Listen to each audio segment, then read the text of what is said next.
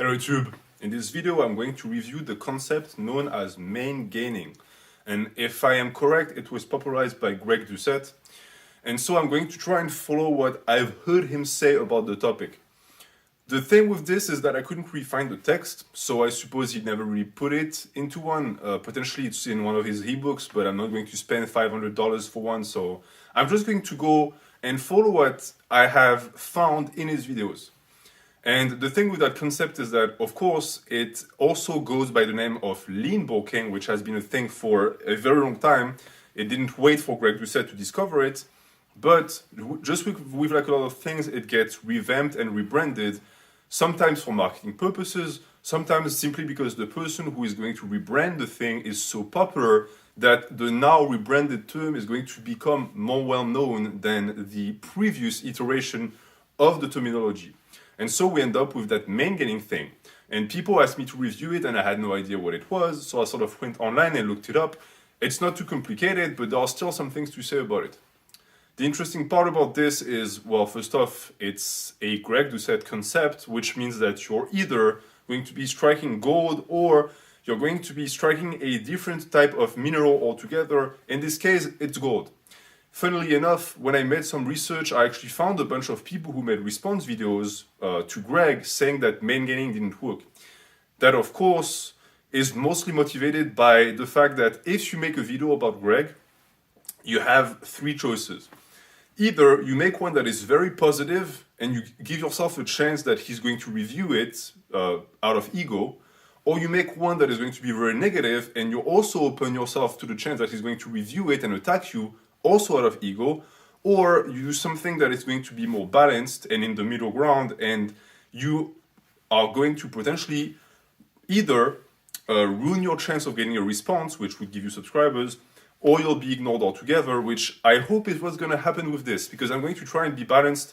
It's not going to be drama, but I did do my research beforehand and I found a bunch of people who disagreed with the concept, and to me the concept is sound. Because if you watch the channel, if you watch the dietary advice I give, I highly encourage people to either maintain or do very, very slow and small cut and bulks. I do not believe in the massive cycles of cutting and bulking. And therefore, I perfectly subscribe to the maingaining concept because to me, it is what makes the most sense. You need to give the body time. And so let's get into the review today. So what is maingaining? How do you maingain and what does it even mean? Maingaining means that you're mainly gaining lean mass. And therefore, you're not going to go through insane fat gains and losses that the bulking and cutting cycle is going to create. And I actually appreciate that it's coming from someone like Greg, who is on steroids, because that very idea that you're supposed to bulk in winter and cut in summer came from pro bodybuilders. The issue is that it doesn't work with naturals. When you're natural, you can only gain so much muscle as you bulk. The idea that the more of a caloric surplus you enter, the more muscles you gain is a myth. The only thing that you're going to gain extra of is fat. Same for cuts. If you go into a massive caloric deficit, what you're losing is not fat. The body is not prioritizing fat loss. It's also going to burn muscle. And so, by default, smaller increments or smaller deficits of calories are what are going to be the most beneficial implements for naturals. So when it comes to the chronology of the maingaining, for the most part, if you're an average guy and you're not super overweight or super skinny, you can start maingaining the first day you start training, meaning that you can enter either a very small surplus, which is what maingaining is, or even just maintain. A lot of people are going to want to go through with the surplus simply because from a psychological standpoint, it's going to be more of a sign that they're actually going to get somewhere, because they're going to see that it's doing something to the scale. The scale is going up. So that could be a good thing. I also would encourage people who might not be super happy with their body fat percentage when they start to just maintain. You'll get muscle, you'll get your gains, and you'll also shed fat. Will you progress as fast as someone on a surplus? No, but you have to make your choices, you have to weigh them. When you look at what maingaining also entails, it also means that you're not going to put the body through cycles of stressful adaptation when it comes to calories. Understand that if you are stuck in the bro cycle of cuts and bulks, you're constantly teaching your body different lessons. And therefore, your body doesn't really know what to do anymore. Because you spend 6 months stuffing your face, so your body is going to accumulate a lot of fat and bulk, and then you sort of cut that down for 6 other months. And so the body now is trying to get rid of it as fast as possible. It's counterintuitive. And it's a short-minded and short-sighted approach to bodybuilding because it really is way too, not necessarily direct of an approach, but something that shows a lack of patience because you constantly want to see improvements now. And therefore, the bulk shows you improvements now because you get stronger immediately and you get bigger immediately. But is it quality mass? Same for the cut. Now you want to be shredded. Cool, so you're going to go on a crazy calorie. Okay, now you're shredded. But did you gain anything while you shredded down? No. Why? Because your preoccupation and your focus was on massive and drastic changes in appearance, which also means that it is what consumes you now. And you're missing the point. You're not gaining anymore. And that's the beauty of maingaining. You are now free from the preoccupation that the diet is going to impose on you, and also free from the changes it imposes, meaning that now the changes will come from the gains, from the lean mass, and from the slow incremental boost and development of your performance and of your body. That also entails that it means you're going to have to take a lot of time and spend a lot of time training. And it's sort of also, I see, the reason why I see so many people say it doesn't work, they miss the point because they don't have the passion. They don't see themselves in 5 years still training. For them, training is something they do now so that they can get the body they want and then they're done. But the issue is that it doesn't work like that because even to maintain that body, they'll have to still train. And the people who get the best physiques don't think like that. They think of it as a lifelong pursuit. And maingaining perfectly aligns with a lifelong pursuit. If you think that you're going to stay in this game for 15 years, then taking it slow doesn't sound as bad anymore. Because you know that you're going to see the results eventually. There's no way around it. If you know how to track progression, which is something I explain on the channel, you will see those hypertrophy gains over time. And I scrolled through a few of the response videos I saw.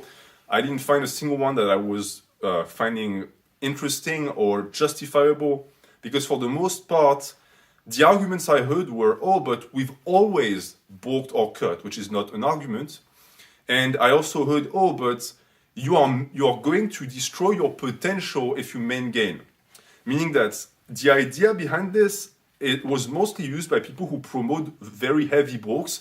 And their argument was, if you starve yourself, you're not going to grow. And I made a video about that. I made a video explaining why teens shouldn't cut.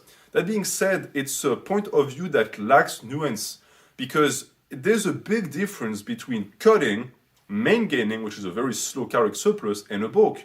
You cannot compare a quart, technically it's also a quart, a cut and maingaining because they are different things and they're going to produce different results. Even someone who is very skinny, if they get on that very slow bulk, they'll still gain weight. They might not get as much weight as they would like to stop looking like a stick, but they'll still gain weight. And that's the extremist mindset of people who push heavy bulks that needs to be combated, because it also promotes body dysmorphia. And I'm sort of going to end with this for this video, but body dysmorphia is serious. And it's going to happen to you whether you like it or not. If you spend a lot of time in lifting, and those crazy mass gains that you get on bulks that are mostly fat, feed that. Because you're going to get all that mass, then you're going to lose it on the cut, and it's going to mess with your brain. I have found that the maingaining approach is really beneficial for your mental health. Because even though you're not progressing quote unquote as fast, it is stable, it is steady, and it is trackable. And that is very soothing for the anxiety that is associated with that angst of being too small. Because it shows you that if you just keep at it, you will keep growing. And it also prevents plateaus for the most part, because when you constantly swing around and modify your caloric intake, it also has a repercussion on your training. Maingaining, on the other hand, helps you focus on the training, because now the diet is taking a step back. And for the most part, that's all I had to say, really.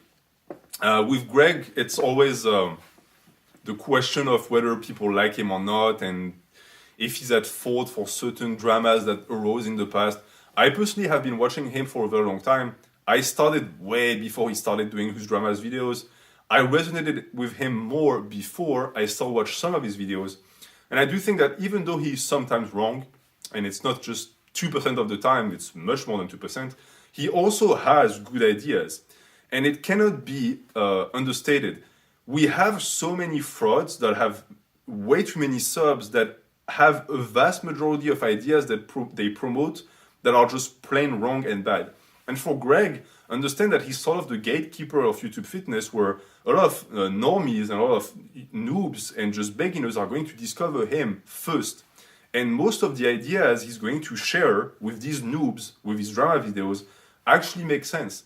If a noob finds his channel and finds out about progressive overload through the work harder than last time meme, the sort of flexible diet so that they don't end up with a dietary problem. What is the name for that thing? There is a name and I forgot. And the third one would be when they discover something like maingaining, you'll have someone who's going to pick up weights, who's going to most likely focus on compounds, who's going to focus on progressive overload and on a slow bulk with foods that, while they're not the cleanest, are not going to create incidents for them in the long run. To me, that's someone who is going to become intermediate and who is going to then develop their own thinking and stay in the game. And that's more than what can be said for the vast majority of fitness YouTubers who destroy noobs, who crush noobs because before they even have a chance to grow and hatch out of the egg. So I'll give that one to Greg. Maingaining is actually a very good principle and concept to push, and it is going to be the way for most people. If you have any questions, let me know in the comments. Thank you for watching. Have a good day.